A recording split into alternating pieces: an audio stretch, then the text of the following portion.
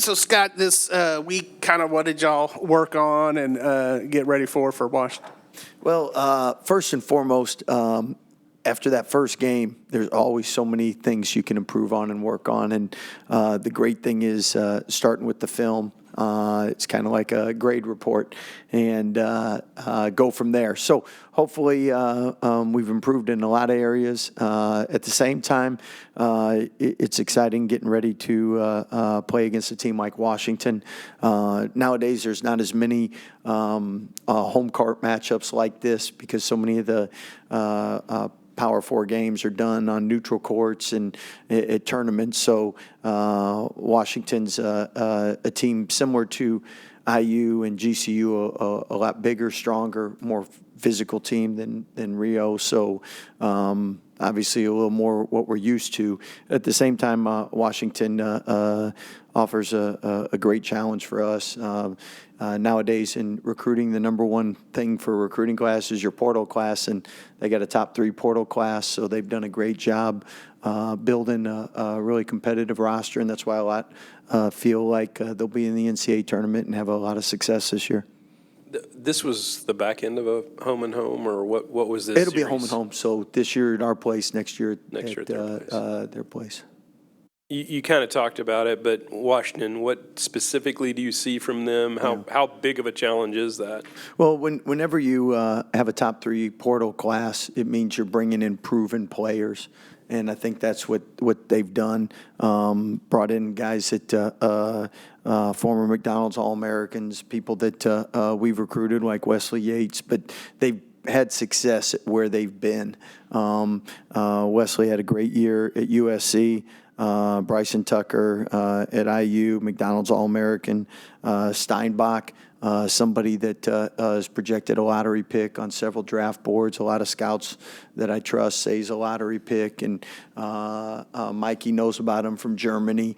Then you look at Big Frank. He's a grown man inside. Desmond Claude is first-team All-League player. Don't know if he'll play because he didn't play in the first couple games. But again, across the board, a talented, deep roster. I think similar to like Miami Hurricanes, football's been really good in the portal, and Washington, I think, has the same kind of makeup. Is with all the changes, rosters, this time of year, is scouting a challenge, or how different is it these days? Yeah. Well, it's twofold. From the one standpoint, you have limited game film. They've played 2 games. We've played 1 game. But you do have the previous years, and so you know what players are capable based on where they played last year, like Peterson, the SoCon Player of the Year, and you see this numbers and stats he put up there. But what will his role be at Washington, and how will they utilize him? So you have limited information there because you only have a couple games, but at the same time, you know what they're capable of. So I use that as an example. It's just it's difficult to kind of know how people will be used because every system's different. That first night of the regular season, if you looked around the country, there were a lot of freshmen that went off, just had really big games, including Tounde, obviously. Yeah. Do you have any, theories? Is this class just really good, or freshmen, more ready now to, step in? Or? It's a great question. I think in the NBA realm, this is a highly regarded class. So a lot of really talented players that are well thought of NBA-wise. Washington's starting point guard was on the U19 USA team that won gold and has had so much success. And so it's regarded as a really good class. The other thing is you don't have the 5th year. And for the first time without the 5th year, now you're competing with people that are seniors and not 5th-year seniors. So it's, I think it'd be like in a 9th grader competing against a senior rather than an 8th grader tried to compete against a senior. So I think that does come into effect too. Scott, a guy that was a pretty good freshman back in the day, Lacerius Dunn, going in the Hall of Fame. Can you just talk about him, what an impact he made? And I heard you and Tweety kind of surprised him with the announcement. Yeah, so Lace is somebody that since he's left, he's done such an unbelievable job of coming back and giving back to the program. A lot of time, a lot of wisdom to our current players, and somebody that he was playing overseas and things didn't work out. Came home, had a couple job opportunities. Like, I'm trying to stay so I can be at the Hall of Fame in person. I'm like, hey, you got to do what you got to do. But it just shows you how much he loves Baylor and how much he cares about Baylor. And as a head coach, you're always excited for past players that love and care for university like you do, and the fact that he's so excited about this, and Tweety, his backcourt mate, will attest just how much it means to him. Yeah, Coach, so coming off that first home win of the season on Monday, what momentum are you looking to carry in from that game? As the team starts to gel, headed into Sunday and the rest of the season, what momentum are you looking to carry from Monday to on? I think first and foremost, just the experience of playing in front of the students and in front of family, friends in the Foster, getting used to the noise and the excitement.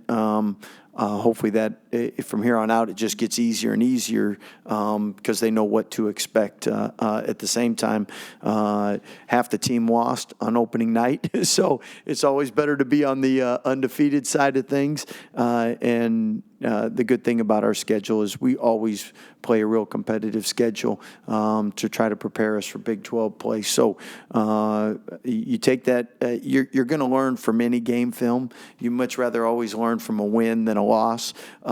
So that's where we're at right now. So after that first game, when Cam Carr went for 28, I was looking it up, and I was like, I wonder when the last time Scott had a guy average 20 for the season, because he was just scoring so easily that I thought he looked like he had that. Interesting perspective. Maybe Lace Dunn, now that you mentioned it. Well, so I looked it up, and I was surprised that you hadn't had one. Pierre was the top, 19.8, and then Lace twice averaged over 19. But, I mean, I think it speaks probably to the balance that you've had on your teams, but is Cam a guy that could do that? Yeah. Like, I mean, he just seems very smooth. Yeah, Cam's a scorer very similar to other scorers we've had, and it comes easy to them. They can get a shot at any time, and I think the trick for them is always what's the best shot we can get, what's the right shot we can get, not just any shot we can get. And at the same time for him, do I settle for the jumper, or do I get to the rim and get fouled, or do I get the easy? And because he is such a gifted finisher, but he's a 3-level scorer, someone with tremendous potential. I think we've had a lot of balance. At the same time, I think college basketball's pace is probably faster than it's been, so you now have opportunities. And even with the verticality rule, it makes scoring a little bit easier. So I do think people's scoring numbers will go up. And to be honest, coaches that try to slow it down, recruits don't want to play at that pace, so coaches tend to try to now play at a faster pace. And at the end of the day, transition offense is the hardest thing to stop. So getting out and going when you have an opportunity. So all that being said, there's a chance he scores 20. There's a chance that he doesn't average 20, but the one common denominator is he will score because he is a scorer and he's gifted at it.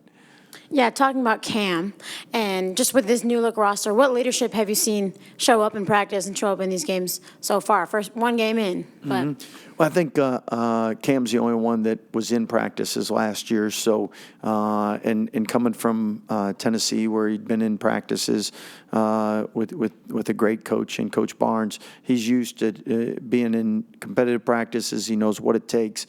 He knows the ups and downs of each and every game. I mean, you're only as good as your last game, and it's a race to the finish line, and it's who can improve the most during the year. So he gets all that, and I think he's grown and matured like all of us do each and every year. So it's great to have him a part of the program, and hopefully he continues to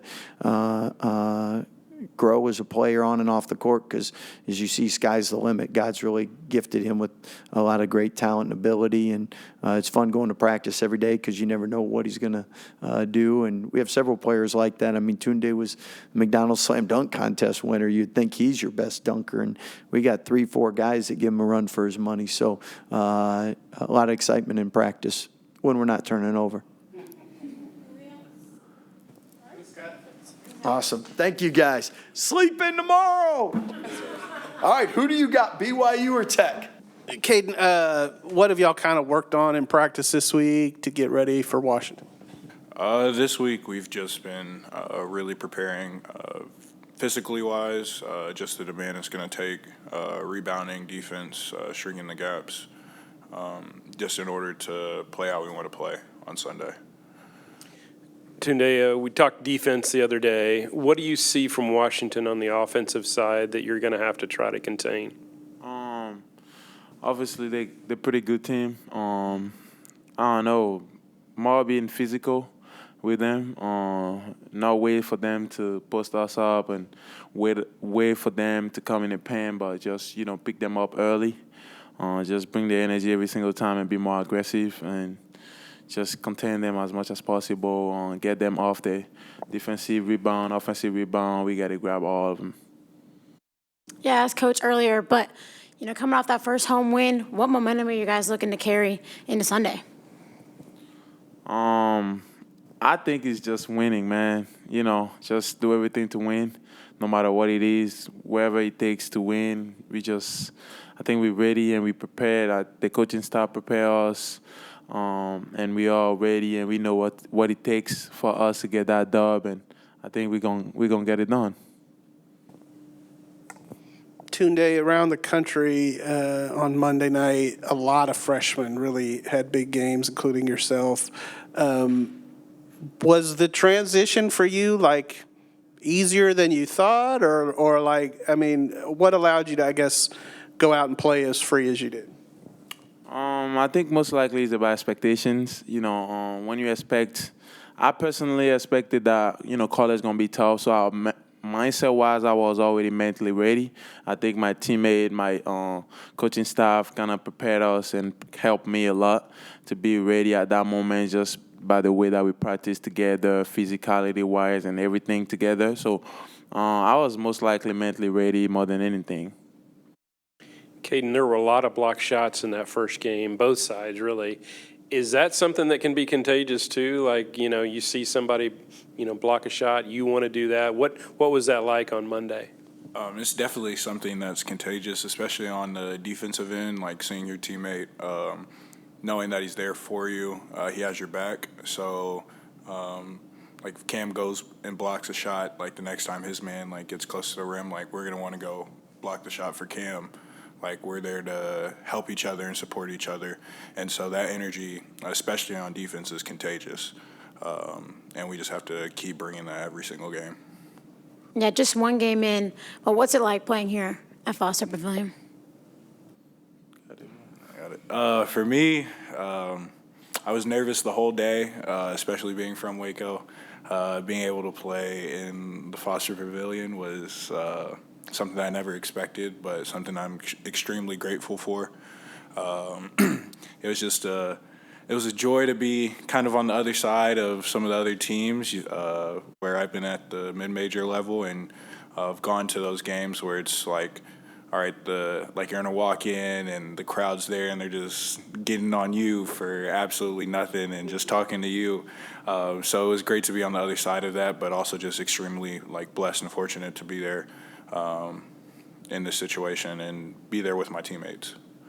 For either of y'all, Washington has a lot of size across the board, and how much of an emphasis is the rebounding battle in this game, and how much pride do y'all take in that battle in any game? If you know Coach Drew, you know that he kind of emphasized more defense and rebounding-wise. So, again, our coaching staff is getting us prepared and ready for anything that is coming out to our way.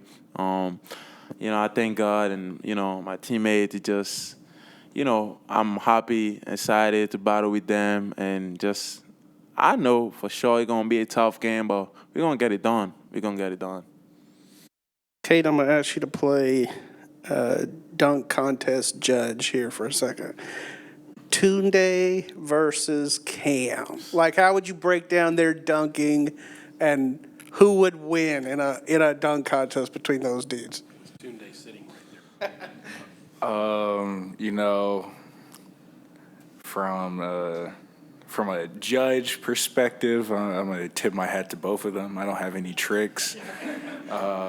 But at the end of the day, I think I might have to go with Cam Carr. I think he's got. Yeah, I'm going with Cam too. I think he's got a little bit more tricks and a little bit more hang time. It looks better because he's longer, so like the windmills and everything is a lot more intricate. Like you could see the ball go from point A to point B. So Yeah. love Tounde, but I might have to give that to Cam Carr. Yeah, in practice, I don't be dunking no more. I just, get buckets and that's it, man. In defense, so yeah, I'm gonna give it to Cam too. You're 20 years old now. Hey, I got old knee now, but I'm 19 by the way. But yeah.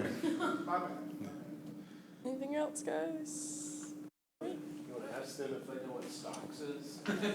Yeah, I kind of figured it out the other day. You got to figure that out. Yeah, I know. Steals and blocks. By asking Cam, I figured You don't it know out, what stocks man. are? I never heard that term. I know. Yeah, he just steals and bring that to blocks. him up.